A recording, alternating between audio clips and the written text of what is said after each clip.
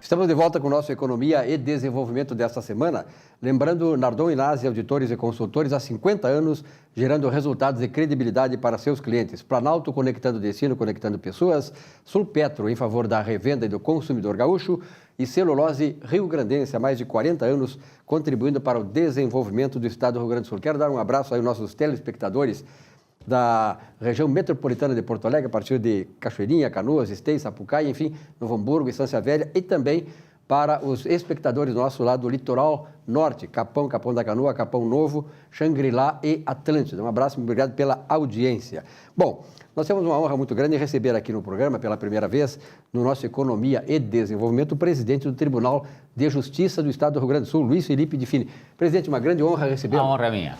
Ainda mais que o senhor era porto-alegrense, a nossa TV de Porto Alegre, e eu sou de Uruguaiana, já de onde? Bagé. De Bagé, e o senhor então é o representante da capital aqui no programa. Muito honrado, mas a TV está penetrando até no litoral norte? Litoral norte, região metropolitana e litoral norte. Mas, presidente, o Poder Judiciário no Brasil, de uns tempos para cá, vem aumentando cada vez mais a sua importância no encaminhamento das questões sociais. Nós sabemos que a questão da sociedade é uma questão conflituosa e tal, e o Poder Judiciário é aquela instituição que está encarregada exatamente de mediar, né, encaminhar as questões dos conflitos da sociedade. Hoje nós temos aqui, por exemplo, uma crise financeira que não abala só o Brasil, mas o Rio Grande do Sul. E claro que também o Poder Judiciário, porque ele se nutre dessas questões financeiras do Estado, está sofrendo com isso. Por exemplo, o governo do Estado, alegando aí as questões financeiras do Estado, está restringindo a questão do repasse dos duodécimos ao Tribunal de Justiça. Como é que o senhor está encarando toda essa situação? Estamos lembrando, claro, que está aqui conosco o nosso comentarista da área, que é o doutor João Jacotê Neto. Presidente, eu precisaria, antes que o senhor explicasse para a sociedade, o que significa duodécimo, que muita gente não sabe. Isso aí. Vocês vão me permitir dividir em dois aspectos essa resposta. Primeiro, eu acho que no Brasil hoje nós vivemos talvez a mais grave crise desde a redemocratização. Tá? E uma crise que, pelo agir de muitos dos atores, eu creio que já chegou uma crise que ameaça a institucionalidade, ameaça o Estado democrático de direito. É uma crise institucional. É uma crise, em primeiro lugar, uma crise fiscal, não tem dúvida nenhuma. Mas não é só uma crise fiscal, é também uma crise política. É uma crise ética e é uma crise de lideranças. Hoje você vê o Congresso Nacional e a população lança para lá um olhar que é um olhar de desesperança. A população olha lá para o Congresso Nacional, olha lá o presidente do Senado, o presidente da Câmara, alguma liderança dizendo, não, essa é a liderança que vai nos conduzir. Não faz isso. Então, nós vivemos uma crise ética, uma crise política, uma crise fiscal, uma crise econômica, e nós não temos alguém que nos aponte um caminho. Isso é extremamente grave para a sociedade brasileira. E pior, houve toda essa repercussão da Operação Lava Jato. Eu acho a Operação Lava Jato algo extremamente importante. Eu acho o procedimento desses procuradores da República, da ampla equipe da Polícia Federal, dos procuradores da República e do juiz Sérgio Moro, extremamente importante. Eu digo isso porque eu não acho que seja correto se personalizar em alguém. Durante muito tempo se personalizou no juiz Sérgio Moro. Bom, o juiz Sérgio Moro, se não tivesse Polícia Federal levantando prova, não tivesse Ministério Público trabalhando essa prova e denunciando, ele não teria elementos para fazer algo que ele fez. Ele nem teria poder para isso. Ele tem que ser provocado, tem que trazer a prova. Há esses dias, o nosso futuro prefeito eleito de Porto Alegre disse, mas o Sérgio Moro faz isso, por que os juízes não prendem os corruptos? Ora, se alguém não trouxer a prova, se alguém não denunciar, o juiz não tem como agir por si, ele não pode prender sem prova. E depois, no âmbito judiciário, o Moro, de alguma forma, personifica isso, mas não é só ele, porque ele é simplesmente um juiz. E como eu já disse, das decisões desse juiz não cabe recurso? Claro que cabe, só que as decisões têm sido confirmadas um percentual de 97%, seja aqui no TRF, seja em instâncias superiores. Exatamente. Então, eu acho muito importante o trabalho da Operação Lava Jato. O trabalho da Operação Lava Jato é indispensável para nós, de alguma forma, retomarmos a noção de um Estado ético. Agora, a Lava Jato não pode, não é tarefa que o Judiciário possa fazer dar governabilidade para o país. Tá? E isso é uma coisa que não se via hoje ninguém fazer. e é causa da gravidade da nossa crise, na qual eu digo, sem fazer alarmismo nenhum, eu temo pela institucionalidade. A gente não sabe o que pode surgir. Ou pode surgir um Messias eleitoral, e já surgiu lá um Donald Trump nos Estados Unidos, ou nós podemos ter problemas ainda mais graves a nível de institucionalidade. E eu digo o seguinte, Estado Democrático de Direito não é uma coisa descartável. Foi muito caro para consegui-lo. Agora, o Estado Democrático de Direito que se conseguiu não está funcionando a contento. O que está acontecendo no Congresso Nacional? Primeiro, o pacote anticorrupção, que foi mandado pelo Ministério Público Federal, que eu acho que tem problemas. Eu acho, por exemplo, que... Não é perfeito. Aproveitar a prova ilícita é complicado. Restringir habeas corpus é complicado. Então, o que o Congresso tinha que fazer? E vamos reconhecer, o nosso deputado Onyx Lorenzoni fez um trabalho sério. Tinha que expurgar esses excessos e aprová-lo. Aproveitaram o pacote para transformar o pacote anticorrupção num pacote de...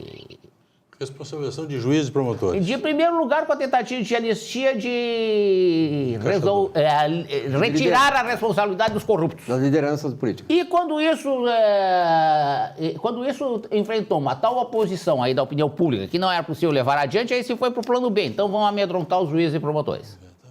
O que foi essa sessão do Senado aí que o presidente Renan Calheiros, uma pessoa que é réu no processo, responde não sei mais quantos inquéritos. Quer dizer, é um sujeito que lembra uma vez que era diretor lá da nossa Faculdade de Direito, onde nós formamos, na década de 30, o professor Manuel André da Rocha, ele era também chefe de polícia.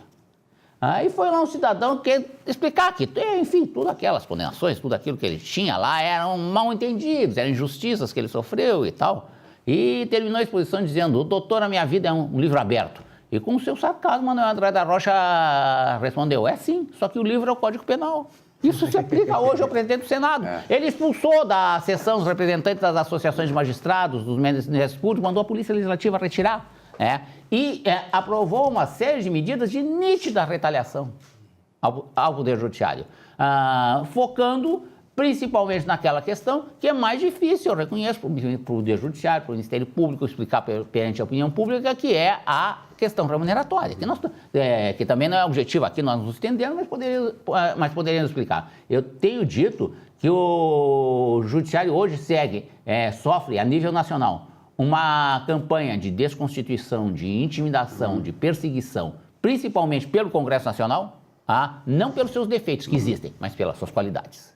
Pelo que essa investigação incomodou o núcleo político. Presidente, uma outra questão que diz respeito ao Poder Judiciário no Rio Grande do Sul claro, está ligada à crise financeira que o Estado enfrenta, que é uma coisa de longa data. Eu, que sou economista, trabalhei no setor público também e já venho acompanhando isso há muito tempo. Governo após governo, a coisa vai sendo empurrando com a barriga.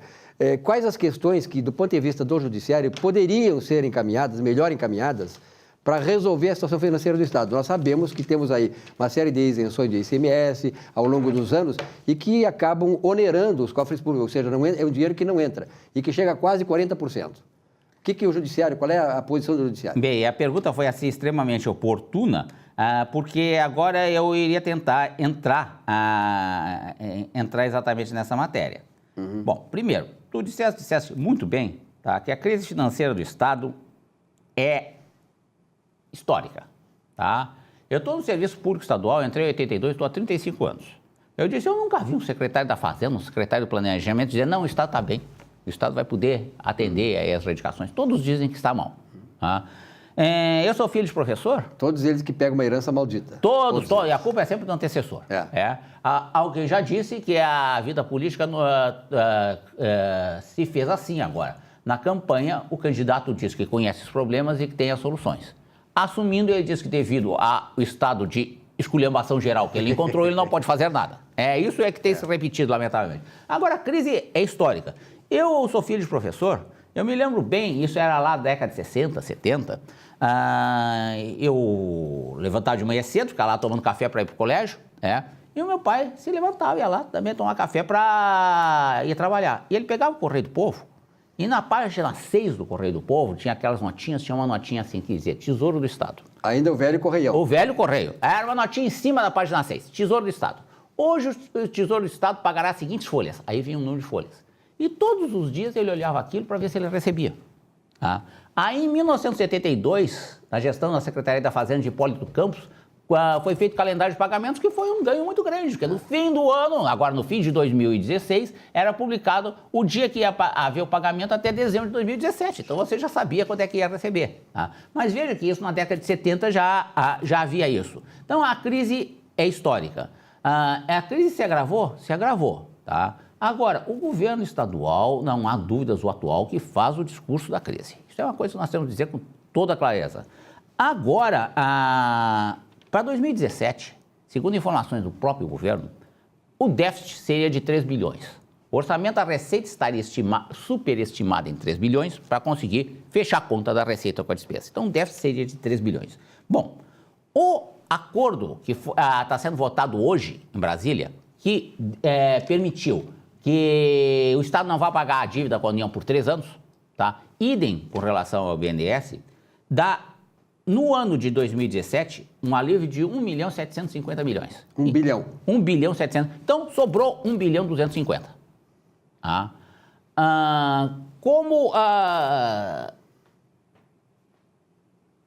Este é o valor que estava orçado, era o que o orçamento se extrapolava, né? Nós temos aí um valor bem significativo, praticamente 2/3. Então, esse acordo dá 1 bilhão 750. Faz parte do acordo que tem que aumentar a contribuição previdenciária dos servidores de 3,25% para 14%. Bom, eu pessoalmente não gosto disso. Para mim é ruim descontar 14,13,25%. Agora eu reconheço que na situação criada, e como esse é um pré-requisito para pegar esse acordo, isso é inevitável. Mas o senhor não acha, presidente, que aumentando a contribuição também aumenta a dívida do Estado? Porque ele mais tem que recolher a Previdência. Bom, é a dos servidores, não é a do Estado. Sim, não, é a dos servidores. É a dos servidores, não é a do Estado. Não é da cota patronal. É simplesmente da contribuição do servidor. Tá? Bom, isso aí dá mais 250 milhões. Sobra 1 milhão.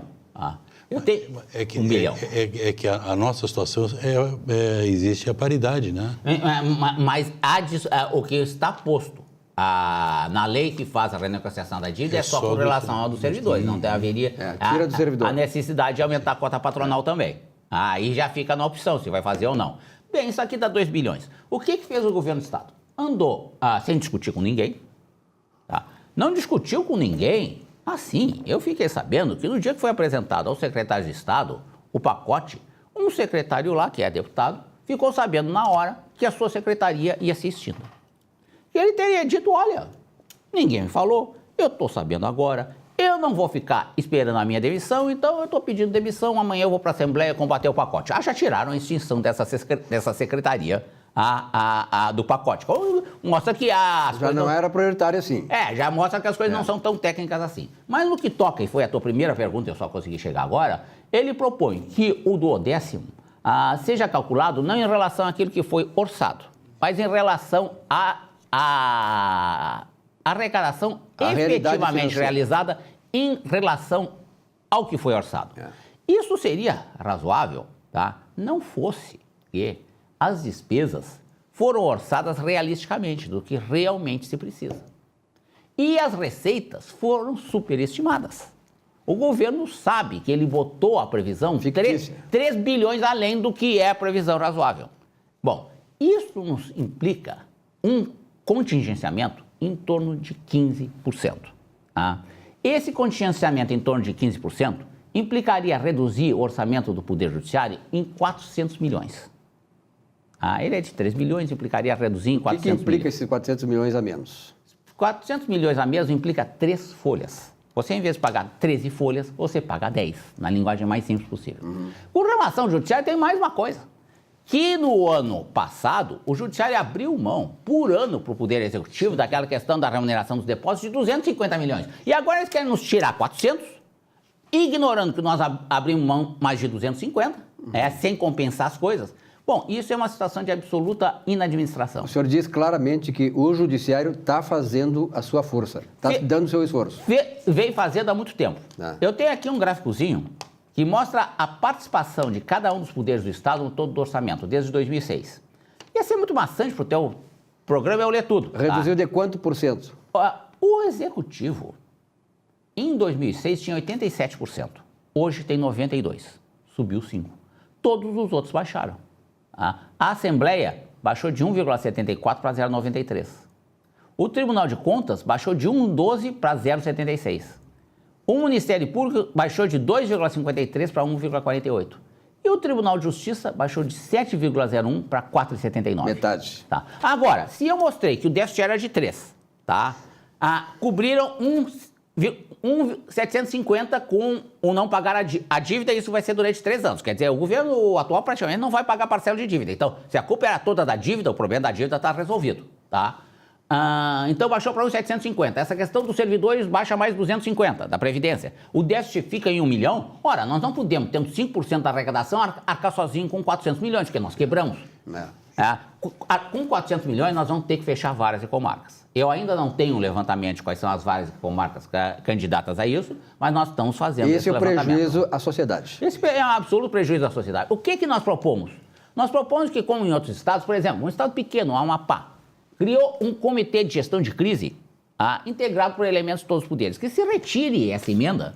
A Floresta ela tem outros problemas. Ela diz que o duodécimo fica pela receita realizada quando ela cair. Quando ela subir, não. Aí é orçada. Então, como tem a mudança sazonal, vamos dizer que em março ela fica baixa, aí nos corta. Em abril, entre PVA, ela fica acima, aí nós não recebemos. Quer dizer, é uma via completamente unilateral. Eu proponho que se faça um comitê desse tipo, que vamos reunir mensalmente e vamos ver com a melhor boa vontade o que os poderes podem fazer. Se o déficit real do Estado vai ser de 1 bilhão, se nós temos 5%, nós temos que trabalhar em torno disso. Eu escrevi... 5% de 1 bilhão é 50 milhões. Ainda eu acho que se o déficit é de 1 bilhão e a lei aprovada no Senado também diz que tem que cortar incentivos fiscais, é razoável que esse 1 bilhão a gente divida 500 milhões, vamos resolver cortando incentivos fiscais. E 500 milhões vamos resolver cortando a receita, a despesa. Para nós daria 25 milhões. Aí é um sacrifício perfeitamente factível.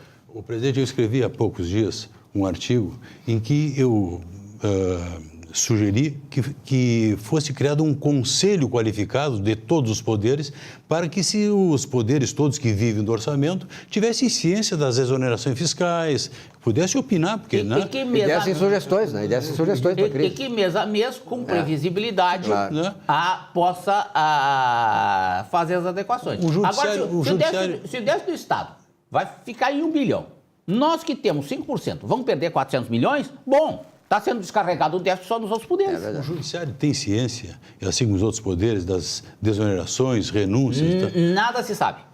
Isso é uma caixa preta que não abrem sequer para o Tribunal de Contas. Tanto que o Ministério Público entrou, 10 dias atrás, com uma ação justamente para que a Secretaria da Fazenda informe isso e obteve liminar. Aliás, um governo que fala em transparência. Eu acho que é isso que tem que se fazer, né, presidente? Lá no governo federal tem aquele conselhão. Eu não sei até que ponto aquilo ajuda, mas de qualquer maneira eu acho essa ideia que eu já contei, eu li o artigo da 0 Hora, né?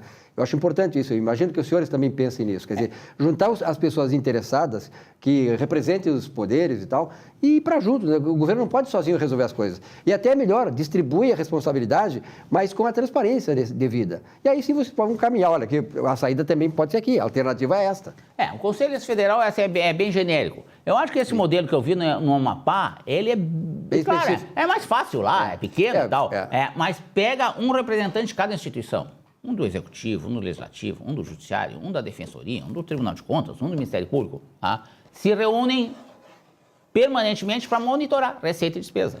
Até para que, por exemplo, no dia 15, a gente saiba, que é quando a gente roda a folha, a gente sabe o que a gente vai receber no dia 28. Porque hoje, se for assim, eu tenho que rodar a folha no dia 28 e a folha tem um valor lá determinado. A do Judiciário é 133 milhões por mês. E só no dia 28 eu vou saber se eu vou receber 100, 150, 120, 135, se vai dar para pagar ou não. Presidente, é uma grande honra receber o senhor aqui. Eu tenho certeza que virá mais vezes, né? Nós temos o nosso tempo esgotado, que foi uma bela entrevista. Eu acho que ficou esclarecido, né, o ponto de vista do Judiciário, nessa questão toda da crise institucional que nós vivemos. Tomara que nós nos escambemos para uma crise mais pesada, mais forte, porque, afinal de contas, a nossa democracia ainda está engatinhando e tem muitos agentes ainda que não conseguem perceber que esse é o sistema o mais adequado, mas o mais difícil de conviver. E tomara que a nossa Assembleia Legislativa, que é melhor que o nosso Congresso Nacional, vamos fazer justiça, é verdade. tenha consciência de que deve examinar essa questão com equilíbrio, com ponderação, sem assodamento. O problema das leis do país é que lei se vota assim, geralmente numa madrugada, numa convocação extraordinária, vamos que vamos e viva nós. Na hora de aplicar, se cria um prejuízo enorme para a sociedade. Como foi essa última, depois daquela tragédia do Chapecoense, na madrugada se fez isso aí. Pois é. Presidente, um grande abraço, muito obrigado. A gente fica muito honrado com a sua presença aqui. Um abraço, Silvio. Esperamos que possa voltar outra vez aí, porque eu acho que o nosso público telespectador, que é quase metade do Rio Grande do Sul, né, possa ter a posição do Judiciário. O Judiciário que muitas vezes é criticado quando as pessoas não sabem exatamente o que está por trás. Então, antes de fazer a crítica, de fazer uma avaliação, é bom conhecer a verdade. Não só do governo, do executivo, mas também daqueles outros poderes que são tão importantes quanto. Muito obrigado pela sua presença, presidente. Então, um rápido intervalo e já voltamos.